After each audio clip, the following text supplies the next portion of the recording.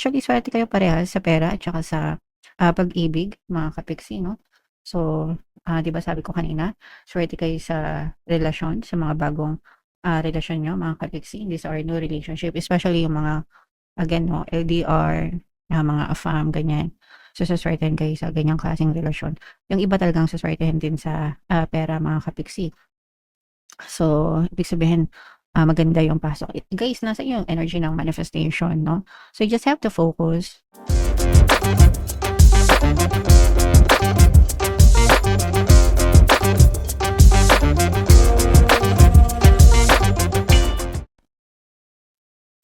Hello guys, hello Pisces. Welcome back to Pinoy Pixie Tarot. Ang pamagat ng episode natin for tonight is second half kapalaran para ngayong May 16 to 31 para sa Pisces, Sun, Moon, Rising sign, and Venus. So, unahin natin tong deck na to guys. Ito yung mga angel messages para sa inyo or paparating sa inyo. Wow. So, ito ay manifestation. Mga kapiksi, ibig sabihin malapit ng dumating yung mga bagay na mina-manifest nyo or maaaring makakita na kayo, no? Ng mga movement, ng mga evidences sa inyong physical reality, ng mga bagay na mina-manifest nyo, mga bagay na pinagdadasal niyong mga kapiksi. Okay? So, congrats sa inyo guys. Kailangan nyo lang maging consistent. Kailangan nyo lang mag-focus hanggang sa talagang dumating siya sa inyo guys. Okay? And eto guys, ibig sabihin nito nakaka-move on na kayo.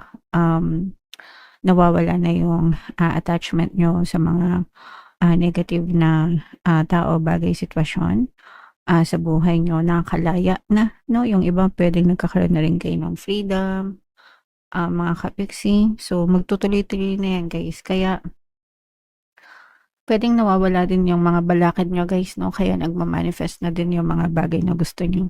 So, ganun talaga yun guys. Kapag nakaka-move on na kayo, mas bumibilis yung andar ng buhay nyo, mga kapiksi. Okay?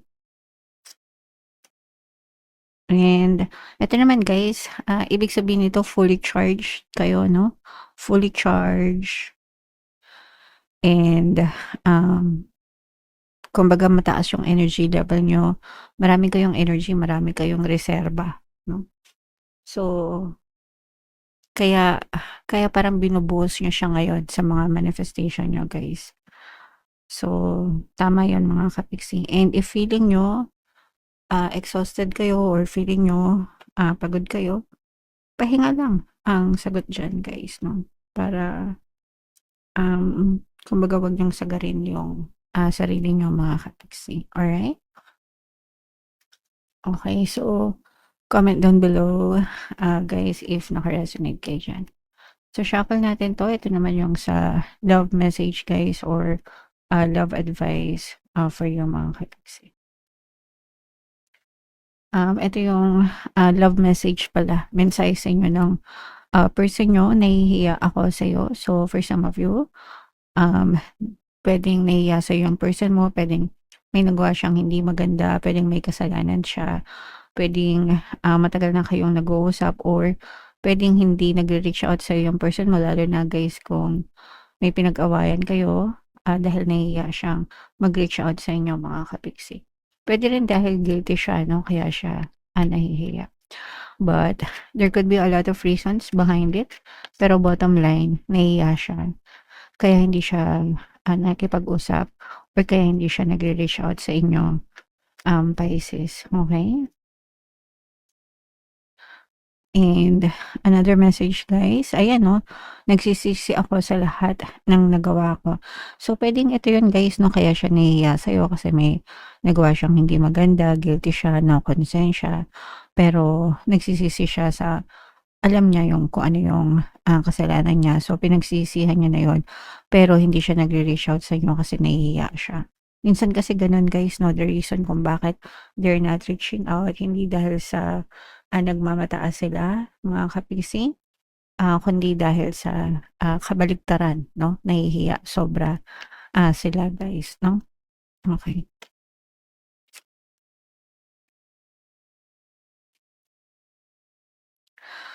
And, eto naman may mahal na akong iba. So, puwedeng ito rin guys 'no, kung bakit hindi na rin siya nagre-reach out sa'yo, dahil, puwedeng nakahanap na siya ng kapalit pero, pinagsisisihan niya na nasaktan ka niya and nahiya siyang mag-reach out sa'yo, guys. Kasi mukhang malaki talaga yung kasalanan na nagawa niya especially if pinagpalit ka niya sa iba, guys, okey? So ito, puwede ito mag-resonate kung hiwalay na kayo or nandun kayo sa stage na, malapit na 'no. Kumbaga may mga signs, may mga red flags 'no, na puwedeng mauwi kayo sa hiwalayan, nitong person mo, Pisces. Alright, so, shuffle natin 'to guys, hanapin natin yung energy ng Pisces. Habang sina-shuffle ko 'to, panoorin niyo muna yung video natin regarding sa ating paano mag-manifest ng abundance video course. Kapiksi, sawa ka na ba sa mga struggles at hirap sa buhay mo? Masipag ka ba at masikap sa buhay ngunit hindi ka pa rin umaasenso? Ilang beses ka na bang nag-attempt mag-negosyo at mag-invest pero palagi ka pa rin nalulugi? Sa pagkakataon na ito ay maaaring may subconscious beliefs ka na nagiging balakid sa iyong pag-unlad at pagyaman. Introducing, paano mag-manifest ng abundance video course. Dito ay matututunan mong ma-overcome ang mga balakid mo para tuluyan ka ng umunlad, umasenso, sumagana, maging matagumpay, successful at maswerte sa iyong kabuhayan, pera, trabaho, negosyo, salapi at kaperahan ng bonggang-bongga. Dali, mag-send na ng email sa pinoypixie@gmail.com at simulan na ang iyong pagyaman ngayon. Alright, so sa lahat ng gusto mag-avail ng course guys, naka-flash sa screen niyo yung mga courses na available natin mga kapiksi. Mag-send lang kayo ng email sa pinoypixie@gmail.com. And sa mga naghahanap ng pampaswerte guys, meron tayong money shaker jar. Ito yan guys, super liit na bote pero super effective na pampaswerte na to guys. Ang dami ng success stories. At saka ito mga kapiksi. So if interesado kayo dyan guys, ito yung WhatsApp number ko. Chat nyo lang ako dyan guys, pwede nyo screenshot.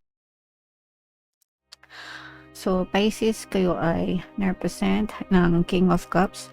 This is both positive and negative mga kapiksi. Unahin natin yung sa negative guys, no? Kasi for some of you, iwasan yung masangkot sa mga toxic na tao, bagay, sitwasyon. Kasi maaaring magkaroon ng gulo or away sa paligid nyo mga kapiksi. Pwedeng sa workplace nyo, pwedeng sa tahanan, pwedeng sa neighborhood nyo mga kapiksi. And baka madamay kayo guys, no? So, iwasan nyo kung wala naman siyang connection sa inyo, huwag kayong pumatol. Kahit sa SOCMED guys, no? Sa online, ganyan.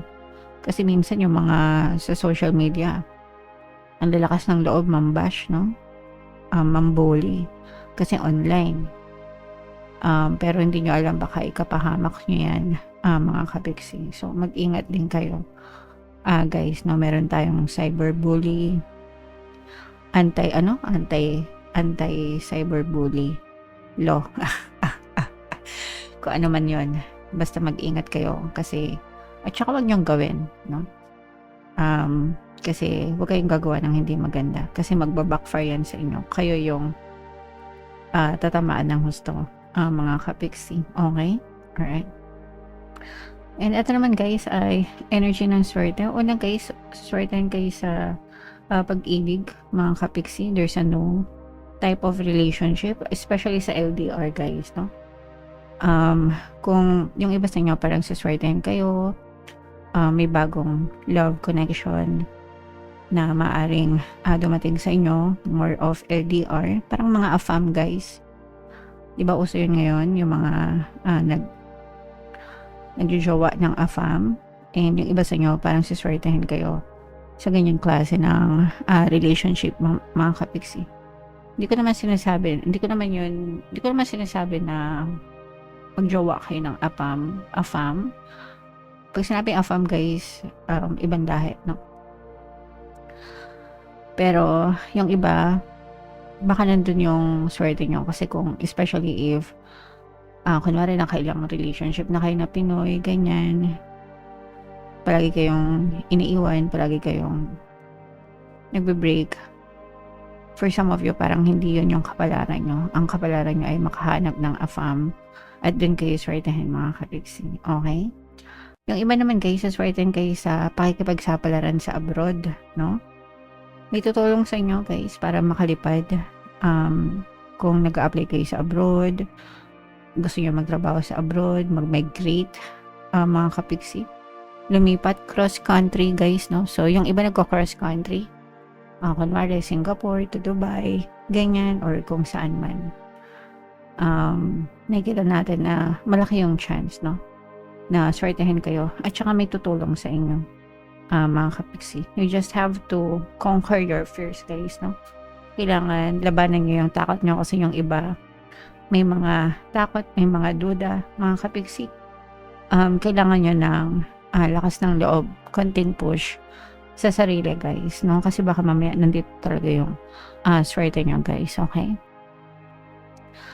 So, imayin-mayin nyo na itong mga swerte na to, guys. Mind swerte, mind good luck, mind good fortune. So, ayun, no? This is movement talaga, guys, no? Nararamdaman talaga natin na magkakaroon ng movement, paglipat, paggalaw, pagpunta sa greener pasture. Yung iba parang magbababay kayo sa old life nyo. Ayan, so ito yun guys. Kasi yung iba naka-move on na. Magbababay kayo sa old life nyo, guys. And papunta kayo sa new life nyo, no? Papunta kayo sa new life. New life na mas maganda, mas promising, mas payapa, mas masagana, mas peaceful, no? So, doon kayo papunta. Ayan, no? Lalo na sa pera, guys. Actually, swerte kayo parehas sa pera at saka sa pag-ibig, mga kapiksi, no? So, di ba sabi ko kanina, swerte kayo sa relasyon, sa mga bagong relasyon nyo, mga kapiksi. These are new relationship, especially yung mga again, no, LDR, mga AFAM, ganyan. So, saswertehin kayo sa ganyang klaseng relasyon. Yung iba talagang saswertehin din sa pera, mga kapiksi. So, ibig sabihin, maganda yung pasok. Guys, nasa yung energy ng manifestation, no? So, you just have to focus. Pagdating sa manifestation, yun lang naman yung rule dyan. You just have to focus. You're manifesting both positive and negative things, guys. Depende ko ano yung pinofocus nyo. So, kung gusto nyo maganda yung mag-manifest, syempre focus kayo sa maganda. And dito nakikita natin na talagang mamamanifest nyo yung magandang swerte sa pera, guys. Lalo na kapag nakalipat kayo or nagkaroon kayo ng movement, guys, nang papunta sa greener pasture. Yung iba papunta kayo sa dream life nyo, no? Dream life, dream job, dream country. Yeah, so kung ano yung dream nyo, doon kayo papunta and suswertehan talaga kayo ng bonggang-bongga. Napakaganda ng energy nyo, Pisces, no? Napakaganda. So, imayin-mayin nyo na guys yan sa comment section. And comment down below if naka-resonate ka. And for more tarot readings guys, ito yung playlist nyo. Ito naman yung ating success stories ng paano mag-manifest ng abundance video course. Panoorin nyo itong video natin guys about money shaker jars. Thank you for liking, sharing, and subscribing. See you next time guys. I love you all. Have a nice day. Bye-bye.